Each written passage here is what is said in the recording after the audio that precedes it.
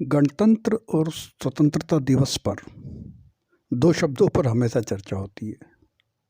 एक स्वतंत्रता और दूसरी स्वच्छंदता। अब स्वच्छंदता आखिर क्या है? जैसे कोई खुशबू है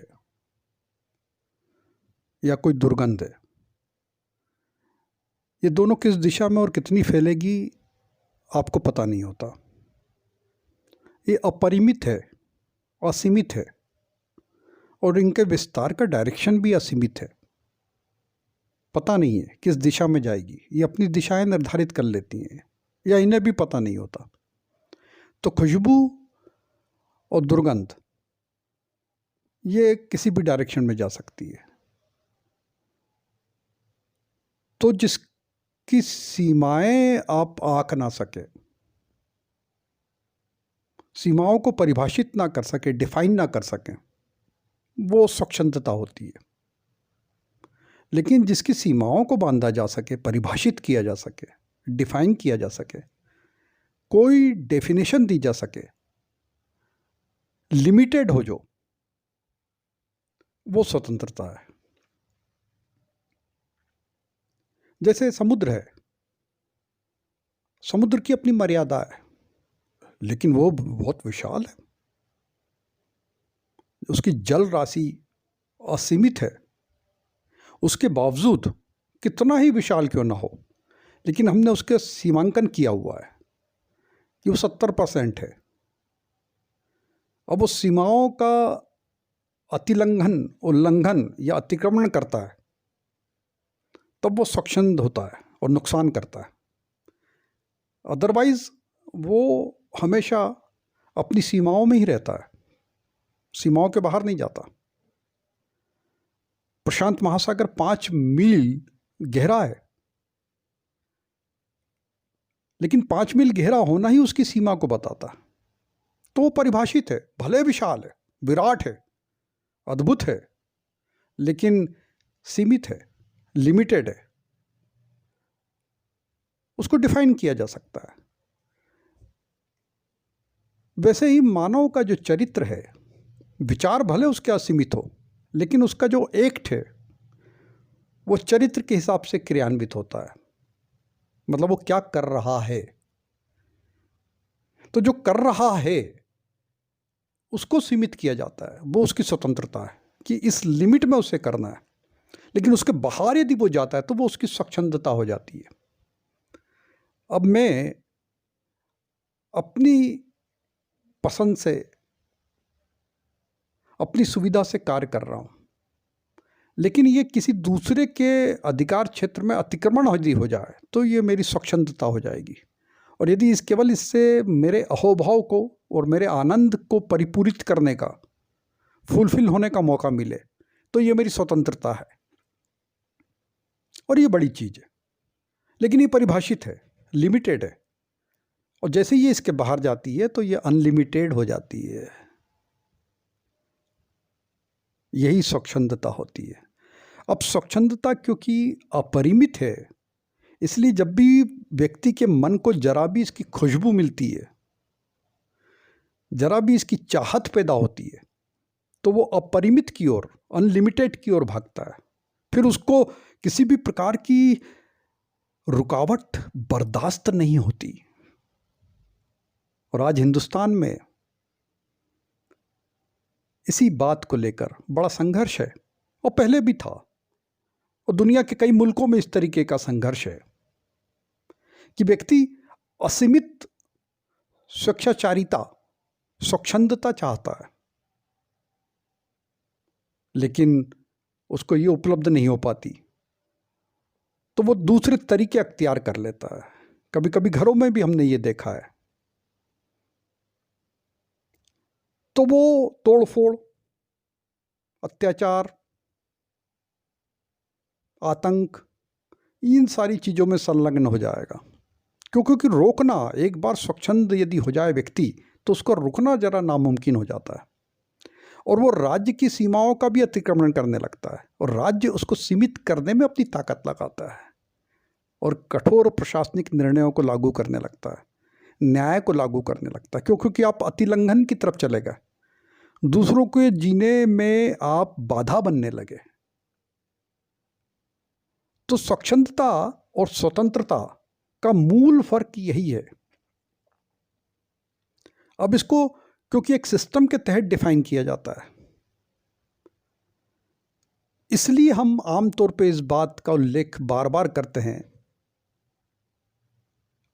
और वो स्वेच्छाचारी व्यक्तियों के समर्थन में होता है कि सिस्टम व्यर्थ है, सिस्टम नाकाफी है, सिस्टम अनावश्यक नियमों का पालन करा रहा है और अपनी कसावट मजबूत कर रहा है। रूल्स के जरिए व्यक्ति की स्वतंत्रता का हनन कर रहा है। लेकिन ऐसा है नहीं। क्यों? क्योंकि ज्ञान और नियम ये दोनों एक दूसरे के विपरीत हैं। जितना आप ज्ञानी हो जाओगे उतनी ज़्यादा परम स्वतंत्रता को आप उपलब्ध होगे, और वो किसी दूसरे के जीवन में अतिक्रमण भी नहीं करेगी, और अनुशासन का स्तर भी कम हो जाएगा, नियम भी कम हो जाएंगे। तो एक दूसरे के पूरक हैं ये, लेकिन विपरीत हैं। कि यदि आपको इस बात का भान हो जाए, इस बात की आध्यात्मिक चेतना आपके मन में आ जाए कि आपका होना केवल आपका होना है, किसी दूसरे के जीवन का अतिक्रमण नहीं है, तो आप निश्चित तौर पर अपनी स्थिति को बेहतर तरीके से समझ पाएंगे। तो आप ऐसा कोई उल्लंघन या अतिक्रमण नहीं करेंगे जिससे दूसरे का जीवन दूषित हो। तो स्वाभाविक रूप से नियम कम हो जाएंगे, शिथिल हो जाएंगे, मिनिमम हो जाएंगे। तो शासन को मिनिमम करने का केवल एक ही उपाय है कि जनता जनार्दन लोग वो ज्ञानवान हो जाएं, वाकिफ हो जाएं, जागृत हो जाएं, अवेयर हो जाएं, तो निश्चित तौर पर जीवन ज़्यादा सुदर्शन, मित्रवत और स्नेहिल हो सकेगा। अब प्रकृति को देख लो, प्रकृति के अपने नियम हैं, बिना नियम के कोई चीज़ नहीं चलती, स्वतंत्रता भी नहीं चलती, केवल स्वच्छंदता चलती है, लेकिन उसके नतीजे बड़े भयावह होते हैं, खतरनाक होते हैं। प्रकृति अपने नियमों से बनती हुई है और वो अपने नियमों का कभी उल्लंघन नहीं करती। अद्भुत है प्रकृति। खुद अल्बर्ट आइंस्टीन ने कहा कि प्रकृति अपने नियमों का अनुपालन सुनिश्चित करने के लिए, उनको लागू करने के लिए किसी भी हद तक चली जाती है, और बाकी चीजों को वो अपने अनुसार बदल लेती है, लेकिन नियमों को नहीं टूटने देती। न्यूटन के लॉ को भी उन्होंने इसी बात पर गलत सिद्ध किया। प्रकाश के वेग को भी उन्होंने इसी बात पर सही सिद्ध किया कि बाकी चीजों को वो शिथिल कर सकती है, लेकिन अपने नियमों को शिथिल नहीं करती। तो व्यक्ति के जीवन में नियम तब तक तो अनिवार्य हैं, महत्वपूर्ण है। राज्य की अवधारणा भी अनिवार्य है, महत्वपूर्ण है।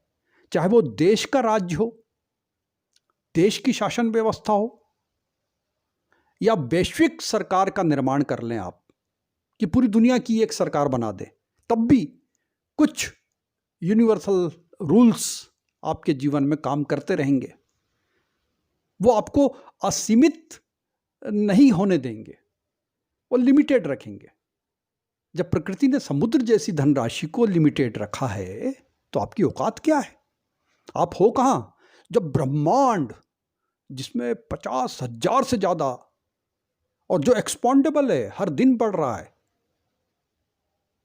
50,000 से ज्यादा जहां सौर मंडल है, परिवार हैं कम से कम, जिसकी संख्या अब तो लाखों में पहुंच चुकी होगी, बहुत पुरानी अवधारणा है, और रोज बनते जा रहे हैं।